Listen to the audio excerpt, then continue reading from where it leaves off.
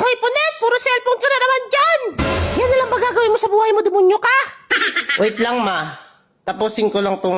Anong tapusin? Gusto mo ikaw tapusin ko dyan? Hindi ka naman nakakatulong dito sa bahay ko pa yung nagkakalat. Sakit din kaya sa magulang na makita yung mga anak nila na tamad. Pangit na tamad pa. Oo, kasi dapat kumikilos ka dito sa bahay para magkaroon naman ng saysay ang buhay mo. Puro ka cellphone, puro ka chat, wala ka namang napapala dyan. Yan ang pangit sa mga kabataan ngayon eh. Kapag inuutusan ka, alam mo, minamaltrato na. Para sa inyo rin naman yung mga ginagawa namin. Mas maganda, paglaki nyo, marunong na kayo sa buhay. Sige po, hindi ko na po re-replyan si Manong Jobert. Nag-chat po kasi. Magbabayad sana siya ng utang eh. Ha? Bakit kasi ngayon mo lang sinabi? Mag-reply ka na. Mag-relax ka lang dyan. Ako nang bahala dito sa gawaing bahay. Hindi, wag na. Wag na nating replyan.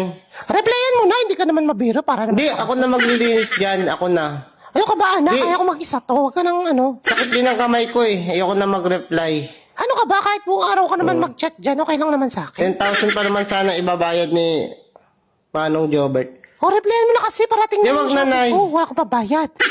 Wag na. Replyan mo na. Ako nang bahala dito. Hindi, wag na. Ayos na. Hindi. Hindi, Ako na dyan. nang bahala Lahat dito. Hindi ka lilinisin ko tamad. yan. Responsibilidad na Ako na! Tapos libre kitang Jollibee mamaya. Ay, ganun. May Jollibee. Oo, ako bahala sa'yo. Basta replyan mo na ha. Replyan ka naman.